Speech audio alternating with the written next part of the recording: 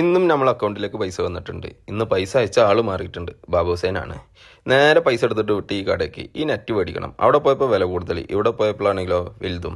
നമ്മളിഷ്ടത്തിന് മേടിച്ച് കഴിഞ്ഞാൽ തിരിച്ചു കൊടുത്തിട്ട് നമ്മളെ തലയിൽ കിട്ടും ആ പണി. ഈ കാണുന്ന പനയുണ്ട്, ഈ പനയുടെ ഈ അടിഭാഗത്ത് ഇങ്ങനെ വണ്ട് അതേപോലെ പുഴു ഈ ഐറ്റംസ് ഒന്നും കയറാതിരിക്കാൻ വേണ്ടിയിട്ടാണ് ആ സാധനം മേടിക്കാനുള്ളത്.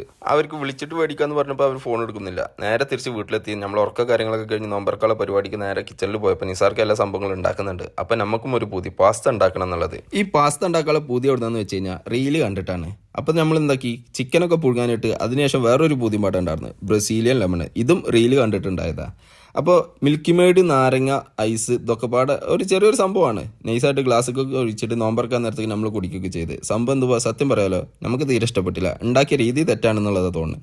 അടുത്ത പരിപാടി പാസ്ത ഉണ്ടാക്കണം. അപ്പോൾ തന്നെ നമുക്ക് ദിവാനിക്കുള്ള സംഭവങ്ങളും കാര്യങ്ങളും അതൊക്കെ കൊടുത്തു കഴിഞ്ഞിട്ട് പാസ്ത ഉണ്ടാക്കാനുള്ള പരിപാടിയൊക്കെ തുടങ്ങി. ഈ പാസ്തക്ക് ആവശ്യമുള്ള സംഭവങ്ങളൊക്കെ നമ്മൾ ആദ്യം കട്ട് ചെയ്തിരുന്നത്.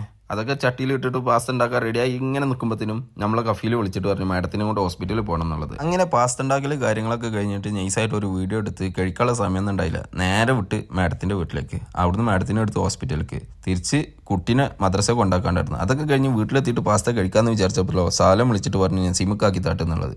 അവൻ ബക്കാല കയറി തിരിച്ച് വരുമ്പോൾ നമുക്കൊരു ജ്യൂസും മേടിച്ചു തന്നിരുന്നത്. തിരിച്ച് വീട്ടിലെത്തിയിട്ട് ആ മേടിച്ച ജ്യൂസ് 3 ഷെയർ ചെയ്ത് നമ്മൾ പാസ്ത ഇരുന്ന് കഴിച്ച്. സംഭവം പാസ്ത ഉസാറായിരുന്നു.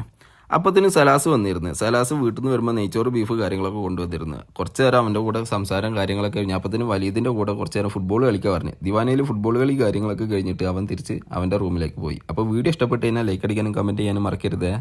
താങ്ക്